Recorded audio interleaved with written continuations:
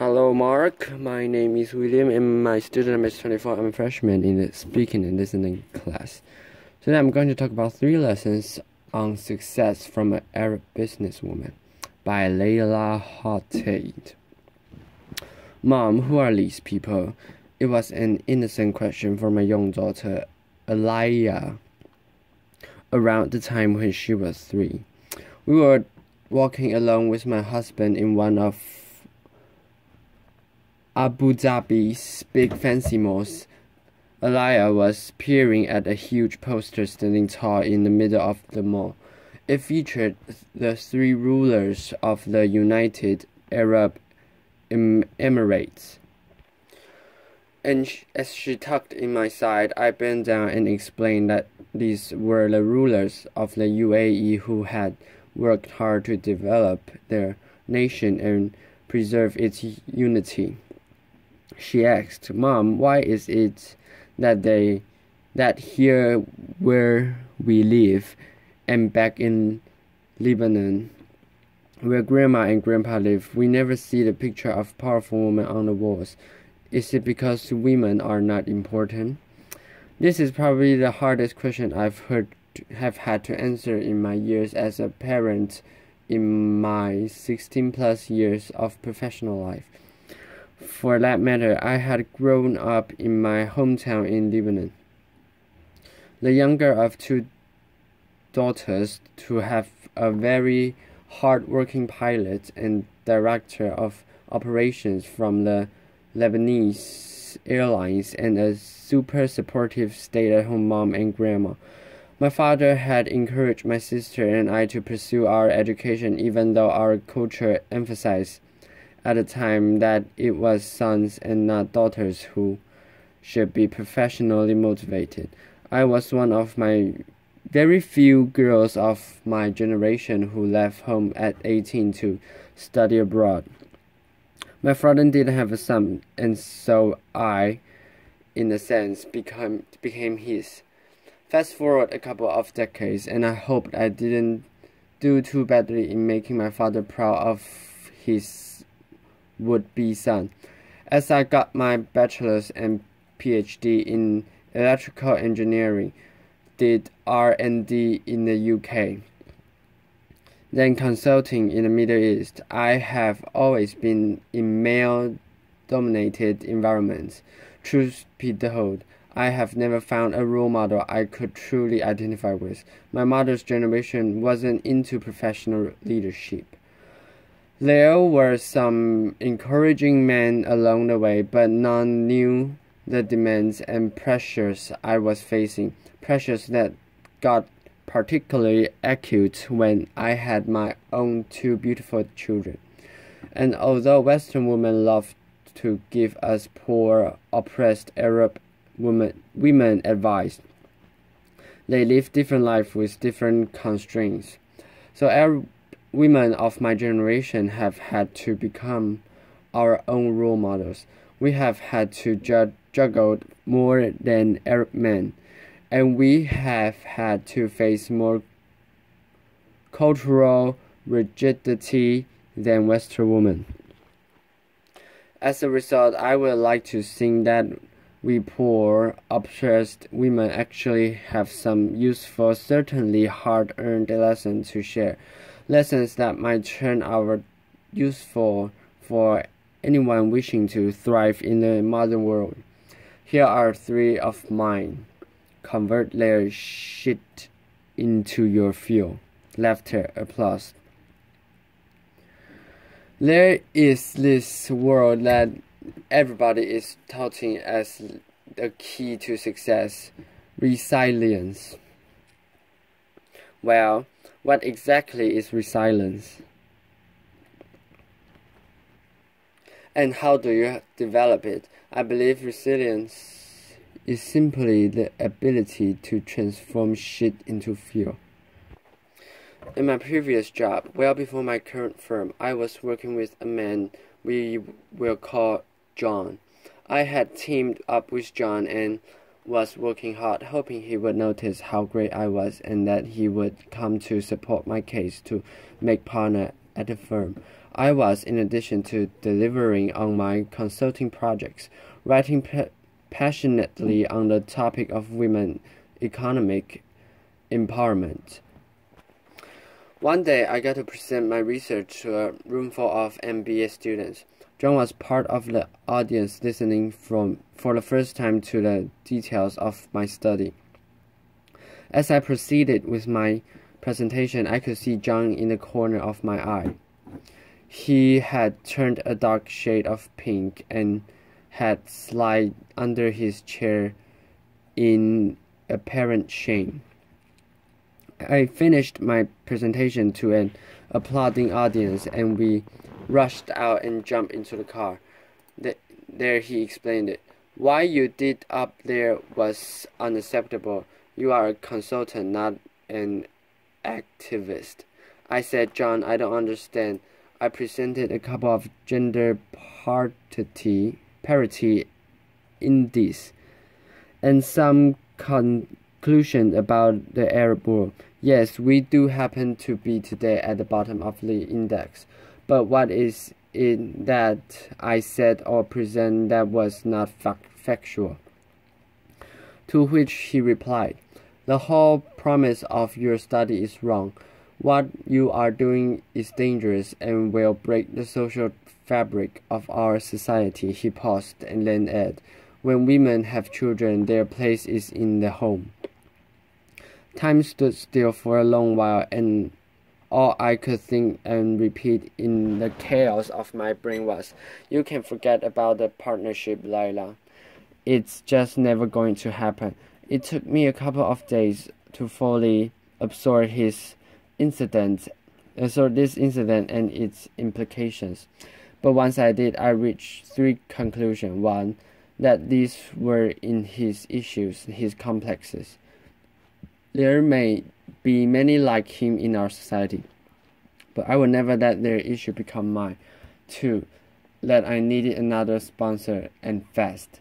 Laughter.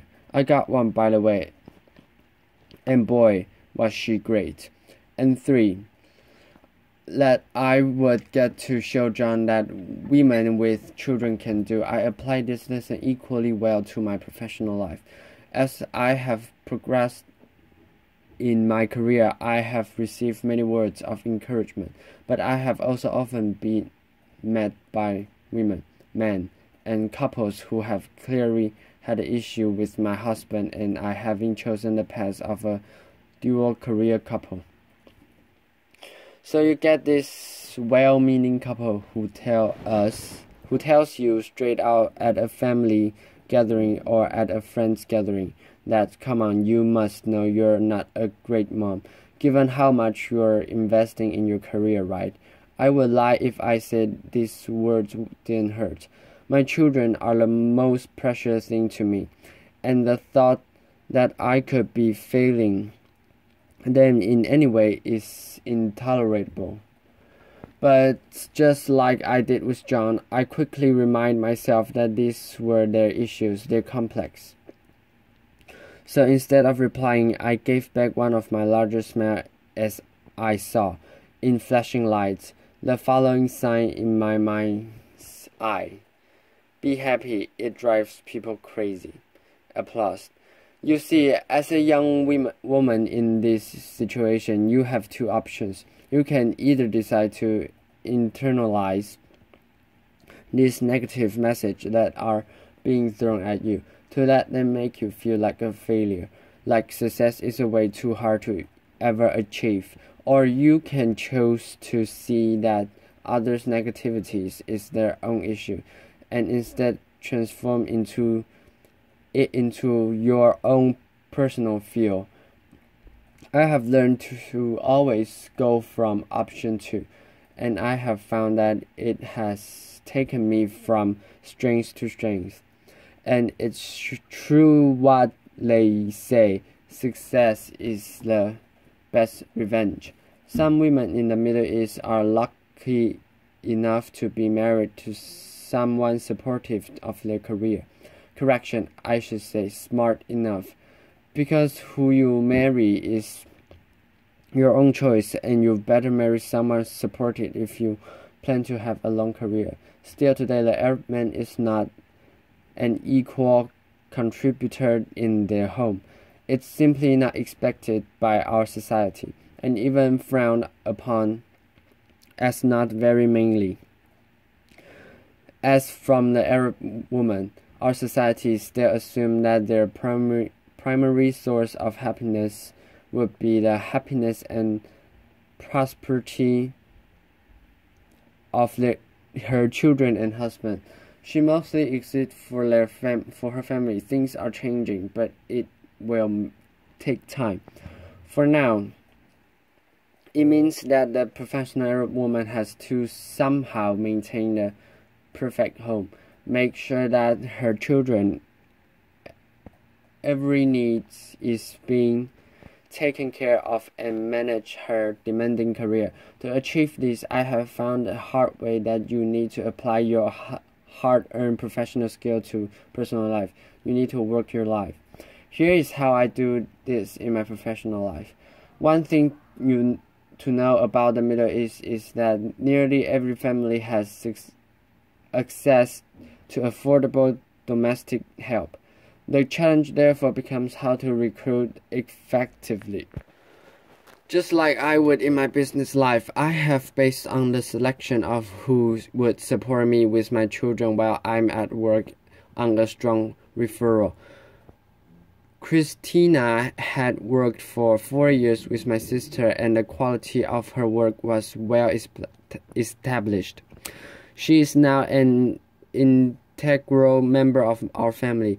Having been with us since Leila was 6 months old, she makes sure that the house is running smoothly while I'm at work, and I make sure that empower her in the most optimal conditions for her and my children, just like I would my best talent at work.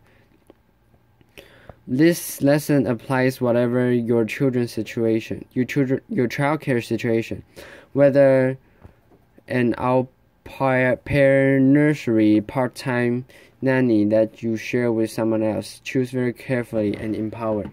If you look at my calendar, you'll see every working day 1.5 hours from 7 p.m. to 8:30 p.m. UAE time blocked and called family time. This is sacred time. I have done this ever since Leila was a baby. I do everything in my power to protect this time so that I can be home by then to support quality time with my children, asking them about their day, checking up on homework, reading them a bedtime story, and giving them lots of kisses and cuddles. But if I'm traveling in whatever the time zone, I use Skype to connect with my children even if I am miles away. Our son Burham is 5 years old. He's learning to read and do basic math. Here's another confession. I have found that our daughter is actually more successful at teaching him this skill than I am. Left her. It starts as a game, but Leila loves playing teacher to her little brother, and I have found that these sessions actually improve Burham's literacy, increase Elia's sense of responsibility, and strengthen the bonding between them. A win-win all around. The successful Arab women I know have each found their unique approach to working their life as they continue to shoulder their lion's share of responsibility in the home. But this is not just about surviving in our dual roles as a career woman and a mother. This is also about being in the present. When I am with my children, I try to leave work out of our lives. Instead of worrying about how many minutes I can spend with them every day, I focus on turning this minute into memorable moments where I'm seeing my kids, hearing them, connecting with them. Join force, don't compete. Arab women of my generation have not been very visible in the public eye as they grew up. This explains, I think, to some extent, why you find so few women in politics in the Arab world. The upside of this, however, is that we have spent a lot of time developing social skills behind the scenes, in coffee shop, in living room, on the phone. A social skill that is very important to succeed, networking. I would say the average Arab woman has a large network of friends and acquaintances. The majority of these are also women. In the West, it seems like ambitious women often compare themselves to another woman hoping to be noticed as the most successful woman in the world. This leads to the much spoken about competitive behavior between professional women. If there's only room for one woman at the top, then you can't make room for others, much less lift them up. Arab women, generally speaking, have not fallen for this psychological trap faced with the patriarchal society. They have found that by helping each other out, all benefit. In my previous job, I was the most senior woman in the Middle East, so one could think that investing in my network of female colleagues couldn't bring many benefits, and that I should instead invest my time developing my relationship with male seniors and peers. Yet two of my biggest breaks came through the support of the women. It was the head of marketing who initially suggested I be considered as a young global leader to the World Economic Forum. She was familiar with my media engagement and my publications, and when she was asked to voice her opinion, she highlighted my name. It was a young consultant and Saudi lady and friend who helped me sell my first project in Saudi Arabia, a market I was finding hard to gain traction in as a woman. She introduced me as a client, and that introduction led to the first of very many projects for me in Saudi. Today, I have two senior women in my team, and I see making them successful as key to my own success. Women continue to advance in the world, not fast enough, but we're moving. The Arab world, too, is making progress despite many recent setbacks. Just this year, the UAE appointed 5 new female ministers to its cabinet, for a total of 8 female ministers. That's nearly 28% of the cabinet, and more than many developed countries can claim. This is today my daughter's Elia's favorite pictures. This is the result, no doubt, of great leadership, but it is also the result of a strong Arab woman not giving up and continuously pushing the boundaries. It is the result of Arab women deciding every day like me to convert shit into fuel, to work their life, to work out their life, and to join force and not compete. As I look to the future, my hopes for my daughter when she stands on the stage some 20-30 years from now are that she was as proud to call herself her mother's daughter and as her father's daughter. My hopes for my son are that by then the expression her mother's son or mama's boy would have taken a completely different meaning. Thank you. Applause.